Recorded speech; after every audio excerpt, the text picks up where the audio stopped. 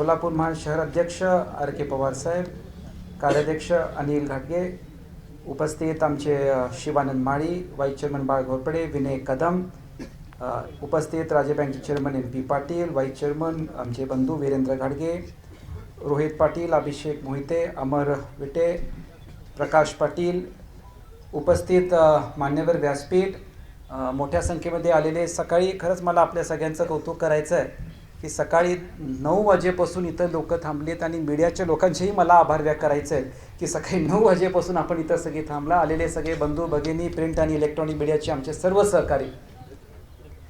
आज सकाळी साहेबांना मी मेसेज पाठवला, त्याप्रमाणे त्यांनी फोन केला की मी म्हटलं लोकांचा आग्रह आहे की आपण इथं आलं पाहिजे. आम्हाला वाटलं उद्या परवा, पण एकदमच साहेब म्हटले की आजच येऊ का.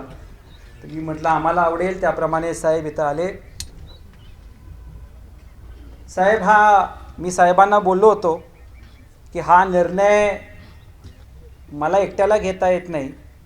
हा निर्णय घेतला तर माझे सर्व जे कार्यकर्ते बंधू भगिनी आहेत त्यांनीच तो निर्णय घेतला पाहिजे. आणि खरं म्हटलं तर जयंत पाटील साहेब आम्हाला समरजी घाटगे त्या मागायलाच तुमच्याकडे आलेत. मी म्हटलं त्यांनी परवानगी दिली तरच मी येऊ शकेन. आणि सकाळी माझं भाषण झालं पण मी फार त्या दिशेत बोलत नाही. साहेब, जसं सगळ्यांनी सांगितलं की मागच्या इलेक्शनमध्ये आपल्या सगळ्यांचा निसक्त पराभव झाला, पण त्यानंतर मी नाही, ह्या सगळ्यांनी 5 वर्ष काम केलेलं आहे. आज आदरणीय शरदचंद्र पवार साहेबांनी माझी दखल घेतली, आपण घेतली. त्याच्यामागे समरजित घाटगेचं कर्तृत्वापेक्षा समरजित घाटगे हा जो ब्रँड तयार झाला त्याच्यामागे तुमच्यासमोर बसलेली लोक आहेत ज्यांनी त्याच्यामध्ये गुंतवणूक केली. त्यांच्यामुळं हा ब्रँड आहे. नाहीतर मी जेव्हा इलेक्शनला उभारलो साहेब 2019ला, मीडियामध्ये कोल्हापूरमध्ये असं परसेप्शन होतं की मला 35,000 मतं पडतील, मी 3 नंबरला आहे. आणि जेव्हा 90,000 मतं पडली, मी सांगतो साहेब मला माहीत होतं मी ही मागची इलेक्शन जिंकत नाही. आपल्याला माहिती आहे मी एकाच कारणामुळे ती इलेक्शन लढली, 19 लढली तरच 24 जिंकणार, या एका गोष्टीवर मी जिंकत नाही मला माहीत होतं. पण मला पण जरा एकदा बघायचं होतं, रिस्क होती. चुकून 25,000 मतं पडली असती तर काय आज आपण इथं नसता आणि मी पण इथं नसतो. पण काम केले आणि कागलच्या जनतेने एका नौक्या मुलाला 2016मध्ये आम्ही आणि माझे पत्नी आणि आम्ही सगळे कार्यकर्ते बाहेर पडलो, त्याला दिलं आणि 5 वर्ष हे सगळ्यांनी काम केलं. आणि त्याप्रमाणे जयंत पाटील साहेब इथं आली, त्यांचे माझ्या काही भेटी झाल्या. आता कुठं आणि कसं मला विचारू नका, ते आमच्या दोघातले विषय आहेत. पण नेहमी त्यांनी आम्हाला सांगितलं की तुम्हाला निर्णय घ्यायचा असेल, एक तर घ्यायचा का नाही ठरवा, आणि घेतला असेल तर तो लवकर घ्या, कारण तुम्हाला खाली काम करावं लागेल.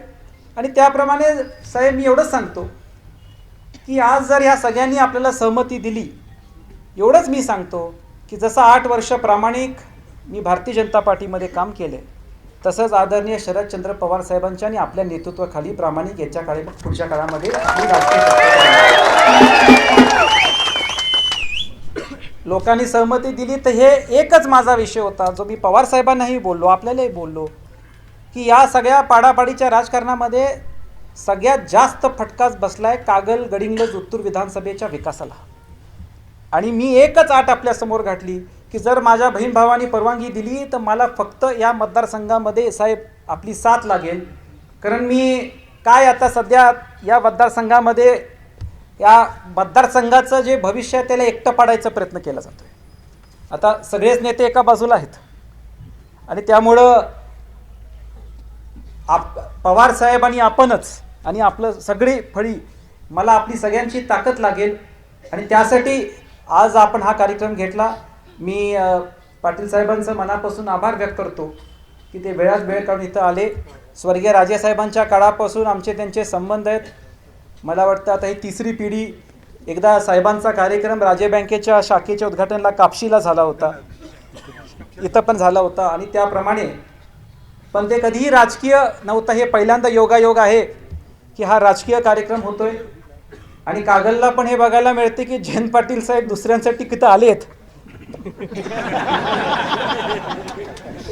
थोडंसं आपली भाषणं बघून आपल्या सगळं बोलायला शिकायला लागलं.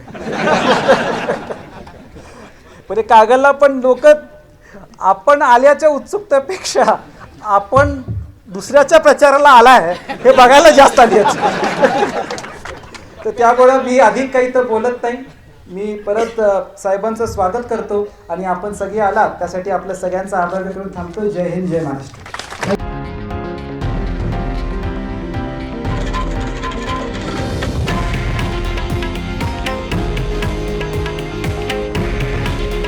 हे आहे देशातील नंबर 1 न्यूज नेटवर्क आणि आपण पाहत आहात TV9 मराठी. काळजी तुमची, हित महाराष्ट्राचं.